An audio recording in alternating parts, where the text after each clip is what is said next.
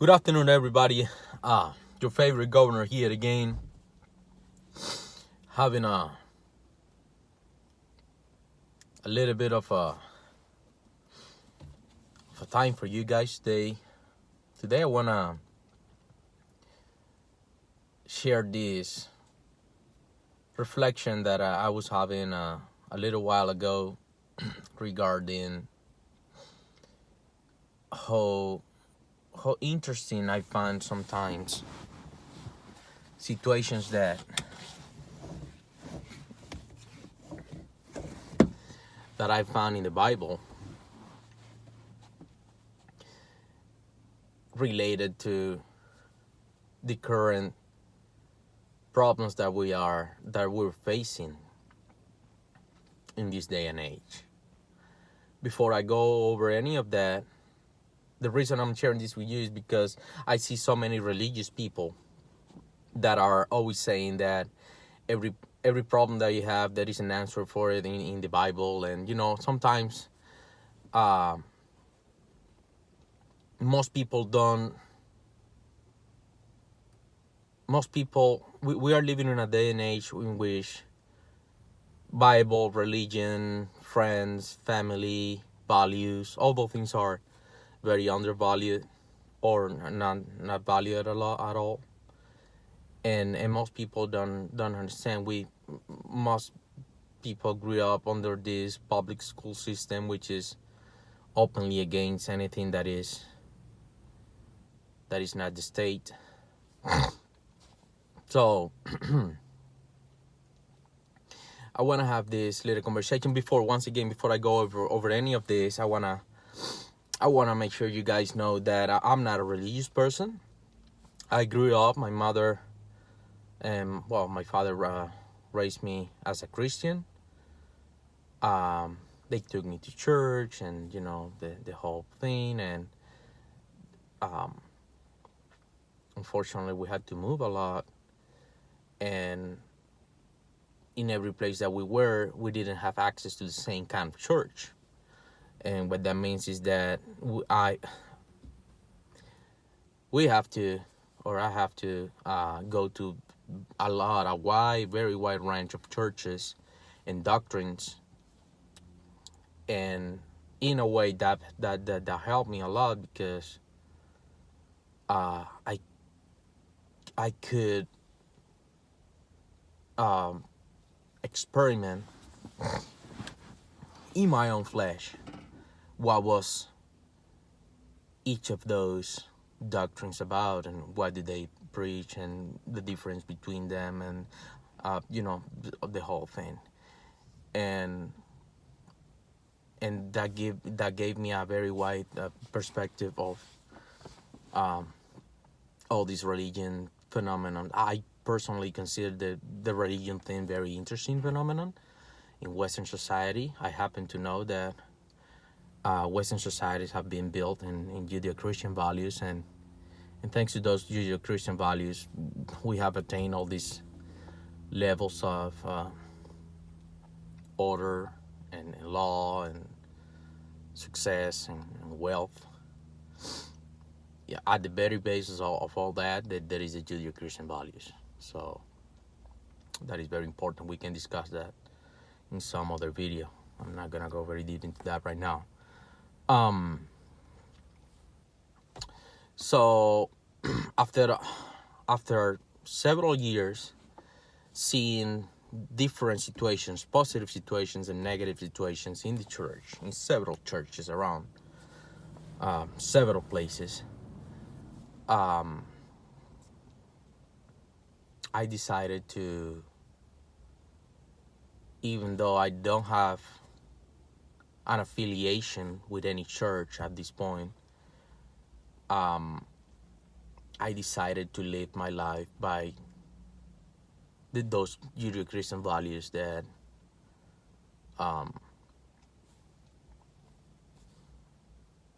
I can see have built the greatest civilization that we can enjoy today. Because it's pretty clear. You can see other civilizations in other places, and you can see, as the Bible say, you can see the fruits of the tree. and I see other trees and I see their fruits, and those fruits, they're not good. So I decide to live my life by those values, even though I cannot even confirm or deny the existence of a God, because, well, after all, what God is saying in the Bible, if he's out there and he's listening, just in case, is that you have to believe in him by faith. And how does that work? Well, in order for you to have faith on something, the concept of faith is believing in something in the absolute and total absence of evidence. You cannot have any kind of evidence in order to believe in something only by faith. The second you have evidence, you know already that exists. You can weigh it, you can measure it, you can, so you can physically and scientifically establish that thing, whatever it is, exists. Therefore, you don't need faith anymore in order to believe on whatever that is. And what God is asking you is to believe in him by faith, not to try to prove him or prove his existence. That would be extremely arrogant of a human being. If there is something that is out there that is way better than you, and he's asking you to do something, that means that he took every possible measure or measurement for you to discover him physically. And the fact that you're trying to prove him wrong, and you're trying to prove that he exists when he's telling you, do not do that, just believe on me by faith, is extremely arrogant of any human being or any human organization. It could be a church or whatever it is. So I think that is part of the reason why churches are having a little bit of a hard time right now, among many other things. And part of that is because they are trying to prove God wrong. They're trying to do something right. It feels right to try to prove the existence of a God. Some people say, oh, wow, God exists. But then that would defeat the purpose of believing in God by faith, which is what God is asking you to do. So, going back to the point, I decided to live my life by those Judeo-Christian principles because I understand that those are very good values to live by. Better than is always compared to what or at what price. Those two questions are going to answer a lot of your questions. So, compared to other values from other civilizations, these are very good. They might not be perfect, because, well, none of us are, but they are very, very, very good values to live by. And if it is a God out there, by any chance, well, I'm pretty sure he's going to be appreciative. And if there's going to be any kind of judgment at any point, if you believe in that, well, at least you can, in your defense, say, well, you know what, I wasn't sure if you were there or not, but I still went ahead and lived by your principles. That might help you. So, I want to share with you this somewhat of a reflection that I was having. There is this guy, by the way. I'm not sure if you have a presentation on this one, but I know he has a whole kind of thing related to religion and the Bible, and how that religion and Bible kind of thinking and how that applies to the real world. His name is Jordan B. Peterson.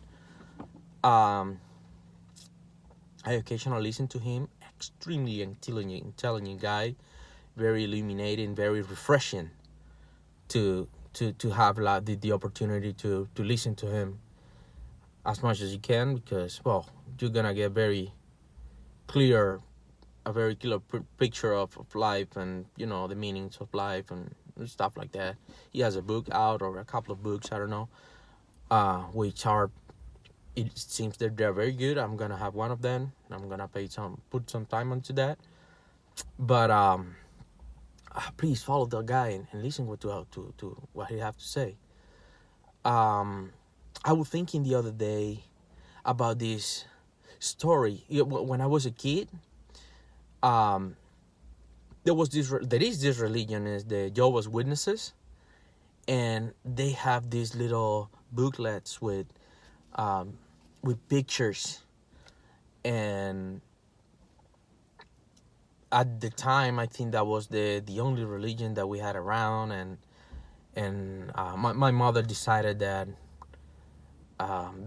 she wanted them to come to the home and to the house and give me some studies and stuff like that. And they have these little booklets that I told you with pictures were specially or specifically designed for like study materials for kids, because kids are, especially boys, we like a lot of, we're more visual, and it's kind of hard to read for some of us when we were younger.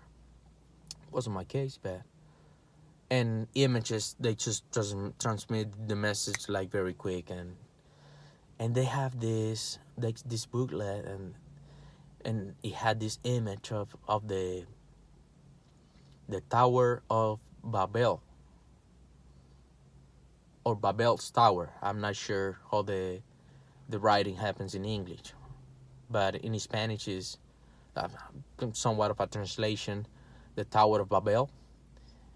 And that the whole history of what happens and how it happened, and the arrogance of certain men. They were trying to build a tower to reach the sky so they could kind of commune with God. Arrogance again. They wanted to commune with God by force without being invited, I would guess. And they were gonna build this tower that was gonna go all the way up to the sky, and in theory they could go up and down as much as they wanted. And in the story, God decided that he was not okay with that, and he came down and he made a little bit of a mess. He kind of changed the languages from the workers that were building, and they couldn't communicate with each other anymore, and the project collapsed. And now you might say, well, how is that related to anything that we have today? There we go. Thinking and thinking, I might be wrong, but does that sound familiar? When you have different peoples with different cultures, speaking different languages, working in the same project. Let's say we have a project here in which everybody, this is not about race, even though, well, there are certain things that there are certain difference between IQs among races, which it might have an impact on the development of certain projects. But let's put that to a side for now, and let's focus on, let's say you have one project here in which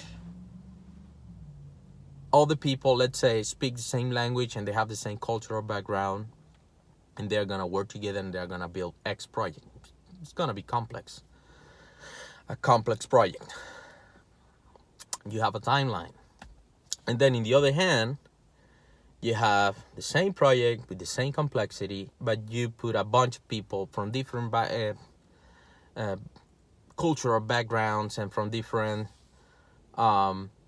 languages, and you put a very diverse kind of team to work in the same project with the same complexity. They cannot communicate clearly with each other, or they cannot at all. They are not in the same page when it comes to be about IQs, so they might not be able to understand, and they might resent each other because, well, you are in this position and I'm in this other, and I don't understand why you are there and I am here, because, well, I might think that all of us are the same, but we're not. Too bad. And if you try to run this project and you time them, there is a chance that you're gonna find out that the homogeneous, let's call it homogeneous team, is gonna find or is gonna finish the project a little bit quicker. I'm being euphemistic here, than the people with the language barriers and the cultural barriers and the all those kind of things. Because, well, for obvious reasons. And how does that translate to our daily lives? Well, you have people pushing for what they call diversity, and saying that diversity is our strength. And I find that kind of problematic, because if diversity was our strength, then we wouldn't be having this conversation at all. Because, I mean, if diversity was good, there wouldn't be any problems. If you're driving down the highway and your car is running fine and you have no check engine lights or nothing, you don't stop in the middle of the highway and open the hood and try to find out what's wrong with the car, because there's nothing wrong with the car. Nobody does that. Same thing with societies. I mean, if everything is running fine and everything is beautiful and everybody is happy and things are prospering and everybody is peachy and rosy, why would we be having this conversation? So, in a way, I kind of find that, let's call it tale from the Bible, very interesting, and it applies a lot to I guess it has been applying forever to human societies. Diversity is it seems not to be a strength, because, well, obvious reasons, but let's go over the simple ones. Let's go over, I don't know, in-group preferences. You might say, what is that?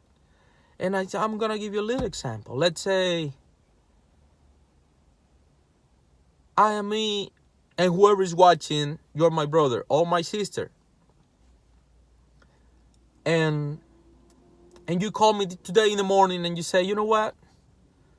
I'm going to take my kid to the beach, and I want to take yours too, because they love the beach, and, I'm going to spend the day there, and we're brothers and sisters, so why not? And I go, well, bring it on, let's do it. You come home, you take my kid and your kid, you go to the beach. You get there, you open your umbrella and you start reading your book and have a good time with your bikini on and all that. But out of a sudden, you start seeing that both kids are drowning. Oh my gosh, both of them are drowning. And you run. And when you get there, you start swimming. And when you get there to where the kids are drowning, you notice that you're tired.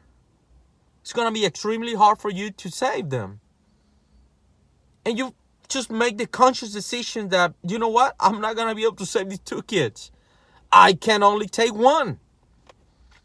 Which one would you take? Would you take mine? Or would you take yours? That is a rhetorical question, because we all know the answer. I know you're going to say, oh, I will try to save bots.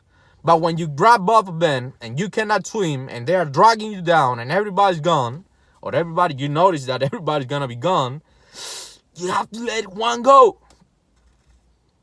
And we all know you're going to take yours, because that's the real thing and the good thing to do. You have to save your kid over anyone else's. Simple as that. Well, that's how this whole thing works. If I have to choose, and let me tell you something, I wouldn't be mad. I would be sad that my kid died, and all that implies, because that is gene death for me in the case that I only have one kid. That means, like, my line of genes are pretty much done at that point. At least I can have another.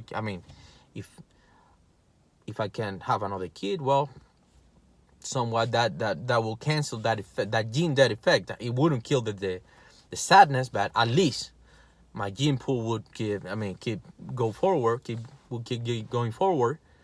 But in the event that I only have one kid and that's it, I'm too old or whatever, that means that my line is pretty much done. Boom. And I would be sad, but I would totally understand what you did and what you did and why you did it, because I would have done the same, and I can respect that decision. It's not that my brother or my sister didn't love me or didn't love my kid. It's just that it was only one, and you have to take yours. It's just pure biology. You need to save your genes. It's a race for survival. And it's the right thing to do. Simple as that. Now, when you put people together from different backgrounds and different cultures and different languages, they come here with their in-group preferences. And they will always pull to the side. And when I pull to my side and you pull to yours, we are tearing the social fabric of, let's call it, the project. We can call it the country, we can call it the society, or we can call it the project, to make an analogy to the Babel Tower or Babel's Tower. They have in-group preferences, and they will make sure their group prevail. Simple as that. Oh, there are jobs? Oh, yeah, okay. I want those jobs for me. And then I'm going to say, well, I want those jobs for me. And I will take, and I will do whatever it takes to make sure my group is fine. And they will do whatever it takes to make sure their group is fine. And you can see this in factories, and you can see it in politics, and you can see it in every aspect of human existence, wherever you go. It's not like that when you have a homogeneous kind of society, which usually, let's say, have a higher IQ, at least higher than 100. And then, number one, there is no need to make decisions for in-group preferences, because, well, we're part of the same group. You still are going to have some in-group preferences because, well, society is not only a group. There are families, there are teams, there are all kinds of subgroups. Let's call them subgroups between. But it would be easier for societies as a whole, and for democracies, for that matter, to survive if they were more homogeneous. And you can see that everywhere you go now with all this pushing for Europe. Europe is burning. I mean, those countries have gone from almost zero crime and zero this and zero that up to be Sweden is the capital of the rape, or the rape capital. And then there are more homicides in London than in the USA for the first time. Oh, it's true, they are not using guns, but they are using knives. I would take the bullet for sure. A little bit less gruesome. These places are tearing themselves apart with all these diversity quotas and stuff like that, because, well, I mean, they're bringing people from places that are extremely intolerant. If you bring people in, let's say you are a tolerant person, I am a tolerant person, we can have a discussion, we can, complement our arguments or listen to each other's argument and kind of make a conclusion out of it. But if you are intolerant and I am tolerant, and I'm not willing to give my tolerance because I feel that I feel that I have to accept your intolerance, then there is no chance that I'm gonna win this argument, because you are not being reasonable, and I'm trying to be reasonable with someone that is not being reasonable. And that person is going to take over you, like no questions asked, because they have no morals in that particular aspect, and they are willing to do anything it takes to take over the situation. Now,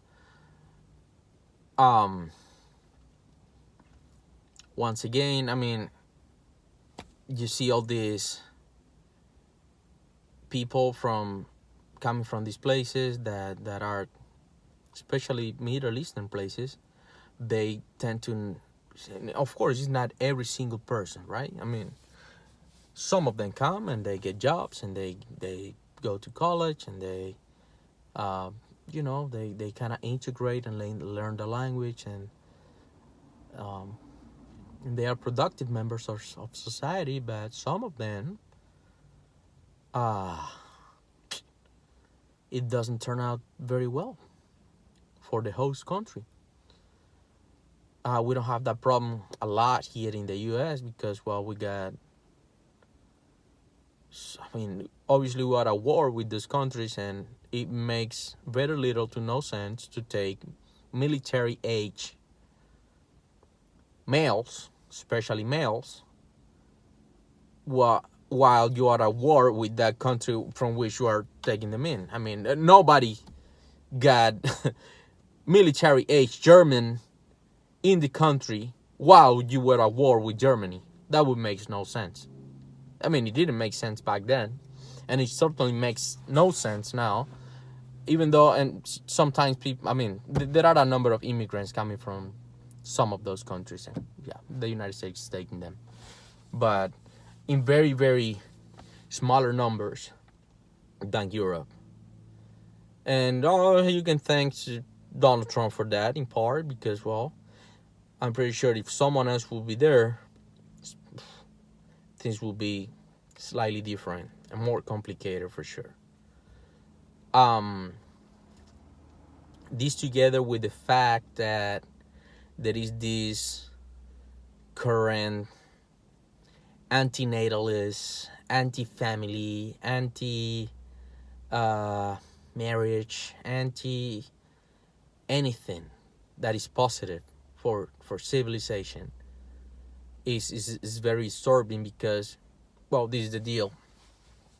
Throughout history, there have been several techniques. If you couldn't take your enemy by force, because they were greater, or they had greater numbers, you could diminish the tribe. And how does that work? Well, it's pretty simple. I'm gonna go back to that one again. Probably you hear about it in some other video that I made, but fortunately or unfortunately, men don't get pregnant. And what that means is that women are the gatekeepers to reproductions, and they hold in their hands the survival of civilizations. If they don't get pregnant, there is no chance for your civilization. And your enemies are there, and they are not changing course. The Islamic world is not changing course. They think they are on the right, and they are acting accordingly. So they still treat their women the way they treat them, and they have a very pro-natalist society. They have several kids, compared to the Western 1.2 kids per woman. They have 5 point something compared to 1.2. That cannot end well for any Western society. And they are aware of this matter. And I guess, I don't know, I don't have friends there, but I'm pretty sure they're laughing at Western countries because, I mean, it's like, how can these people be so stupid? And it's all because there is a very small, I would say, group of people that have got so high and addicted to power that they are willing to do anything that it takes and I'm talking about Western people, they are willing to do anything it takes to retain power without noticing, or noticing but still not caring, that the course that they choose to accomplish their goal, it means the end of Western societies as they stand. Because once again, if you can sustain your number or your numbers, and you can replenish your numbers, eventually you will be very, very easy to be taken by another, let's say, tribe. If you don't have the numbers, or everybody's old, and there is a lot of women and not military age males, then you will be easily overtaken. Or maybe there is a lot of military age males, but once again, since the whole system is rigged against males, they are not willing to fight for that system anymore. It happened, by the way. It happened when the Roman Empire fell. They were actually happy. Military age men were very happy, somewhat happy. And then the conquerors, they marched right through the heart of Rome, because no one was willing to fight. Stefan Molyneux have a presentation on that, a very detailed, lengthy, very interesting. If you have a decent span of attention, you can go through that and you're gonna see the details. But pretty much it was, taxation was disgusting, and everything was rigged, and I mean, males were having an extremely hard time surviving that the whole empire kind of thing, and they didn't fight. When the conquerors came through, they didn't fight. Why would you? You're not gonna defend something that don't have your best interest at heart. And you see the antinatalist thing, and you see the anti-male thing, and you see, I mean, everything is negative about men. Men are rapists, men are abusers, men are, I don't know, they smell, or they are noisy, or they are violent, or they are exploiters, or pigs. I mean, there are all kinds of names in the book, all of them pointing against men. There was this tale back in the days, it still stands, that he who projects strength, that is his weakness, and she who projects weakness, that's her strength, which is an interesting thing. So that is how the game is going right now, and I just want to share that analogy with you guys. It seems that throughout the ages, diversity hasn't been an absolute strength, I would say. It kind of have been, if anything, part of bringing civilizations down.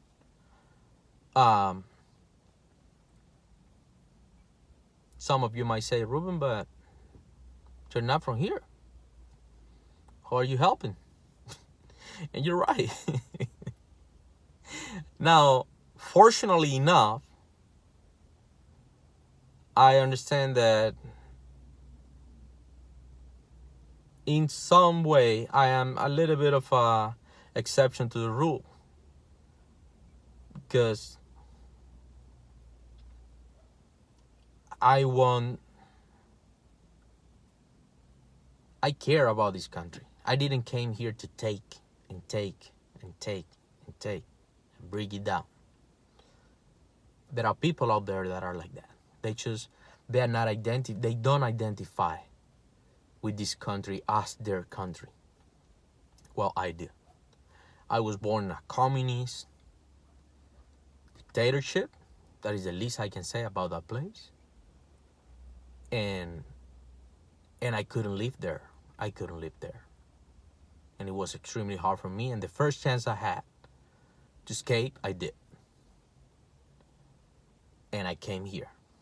There was a law, by the way, back in that day, that helped to streamline the process for people like me. I don't want to give too much details, but there was a law, and based on that law, I decided, okay, I'm gonna abide by that law, and I'm gonna come here, and I'm going to get my whole thing going here. I'm gonna make my life here. And the communists already ran me away from the place that I was born. And I don't want that to happen again. And then there is the other problem, that if this place falls, then there is no way to run. Because you might say, well, Europe. Oh, yeah? Seriously? Have you seen the news? It's fire everywhere. Sweden is burning. France is burning. Everybody's burning. Everybody's mad. There is no jobs. There is rapes. There is this. There is that. There are all kinds of problems. And all of them have the same root. And that is no good. Where are you gonna go? South America? Seriously? The only places that sometime seems to be standing these waves of communism and neoliberalism and Marxism and relativism and all those crazy lines of thought is ex-communist countries like Poland or Czech Republic or Czechoslovakia or even Russia. And then there is the classic places, that the very high IQ places like Japan or China. They just know that this diversity thing is not good. And they don't want it. Zero. They want China to be Chinese. And nobody's mad at them for that. Japanese want Japan to stay Japanese. And everybody's fine with that. Koreans, they want Korea to be Korean. Nobody's mad at them. I mean, it seems that sometimes the only way, or the only people that are bad and racist and this and that is white people. When it's proven to history that white people are the less racist people you can come across. Go and get citizenship in Japan. Let's see how that goes for you. Go and get something in Korea. Oh, good luck. Go to China. See how that goes. Go to Russia. And give me a call and let me know how that went for you. But nobody's mad at them. They're mad at American white Christians. Regardless of the fact that people come here for all kinds of places and they still manage to get their citizenship or their permanent residency or whatever it is. Regardless of the race and religion. How come that white Christians are the only racist people when this is one of the only countries that you can get that? Go to Mexico. Get citizenship in Mexico. There is a clause in the Constitution of Mexico that says that you cannot mess up, like explicitly. You cannot alter the demographics of the Mexican population. Constitution, write it down. And here we are, giving better rights, citizenship, birth rights. It doesn't work. It's not like that. Some places like Australia and the UK and some other industrialized nations, they have the citizenship birth right too, and they kill it. Some of them in the late 90s, 96, I think it was the last one, which was UK killed it in, I think it was 92, and Australia Kill it in 1996. No more birthright citizenship here. Boom, gone. And here it is, the United States of America killing it in 2018. The last one that extended with the birthright citizenship. But you are the racist ones. How does this work? How can this end well? Look, there is a reality that I want to share with you guys. The United States of America, there is an IQ scale. Number one, the top dog in the scale is the ASCII use. Let me look at your eyes with this one. ASCII use are the most intelligent group of people in the face of the earth. Number two, East Asian people. The Chinese and the Japanese and all those guys. Very intelligent. Number three, white people. We're not top dog. Or they are not top dog, if you want. I'm not gonna include myself. For some of you, it's just in case you get offended. Then you got after whites, you have blacks and you got Latinos and blacks, which more or less are the same, which I am part of, by the way, just in case you are considering or asking yourself. And then there is the Middle Easterns and South Sub-Saharan and blacks, and there are kind of like subgroups inside that scale. But at the very, very top, there is the ASCII use, and then there is the Chinese. There is the East Asians. Guess who? Let me see, how can I be not that offensive? Who is in charge? Guess who is in charge? Whites are. It's not asking us to use, because there is a low side or a dark side of having that huge amount of IQ, and it's very hard. It's hard for them to be able to exist. Let's call it like that. And it's not the Chinese. It's not the East Asians either. It is the whites. From what I presume, that there is a sweet spot. As there is a sweet spot for criminality, which is around 80 to 85, I guess there is a sweet spot for dominance.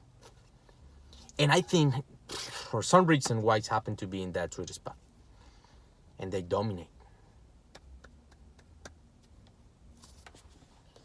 So where I'm going with this is, I have noticed it throughout history. I'm not that old, but I can read that white people are good until they are not good anymore.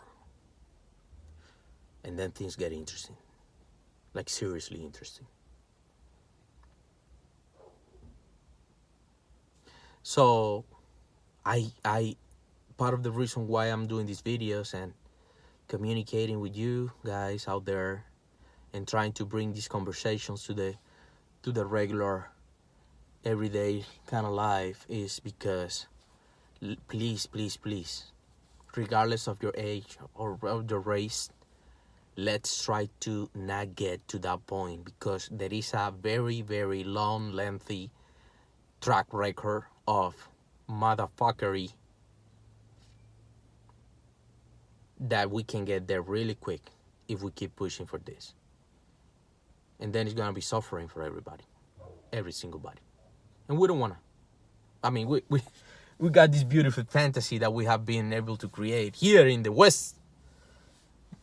It's not like this in every place, in which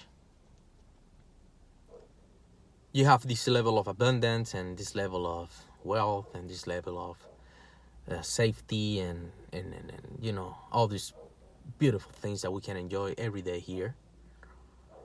And I wouldn't like this beautiful fantasy that we're enjoying right now, regardless of what some people say that this is a patriarchal or whatever it is. I wouldn't like this beautiful fantasy that we're living into disappear. I would strongly advise you to keep it going. And in order to keep this going, we need to go back to reality. And we need to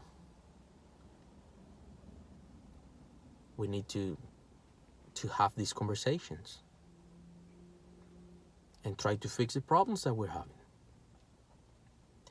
I'm pretty sure if we have this conversation with whoever is out there in a decent, based on evidence and reason argument, not based on feelings and emotions, that would be bad. As usual, please, in order to see this channel, turn down the emotions to -0, which doesn't exist, and turn on your brain, your analytical logic brain, to 1,000,000% if possible. Because some of the things, they sound kind of hard, but reality is hard. And we're managing to dig ourselves very deep in a hole that I'm not sure we're going to be able to get up if we keep going down this path. So with this, I want to leave you guys. I want to wish you a beautiful Sunday. Please enjoy all these beautiful things once again that we can enjoy today. Enjoy the most you can responsibly, because when you stop being responsible, you are forfeiting your freedoms. You don't want that to happen. And I would really appreciate if you can help me grow this channel and grow the audience. And there is no money to be made here, obviously. These videos are not monetized or nothing for obvious reasons. This is not going to fly in YouTube as a monetization kind of thing. And then I'm not interested either. That is not the way I make money. And I would really appreciate if you can give me a hand with that. Thank you very much. Bye-bye.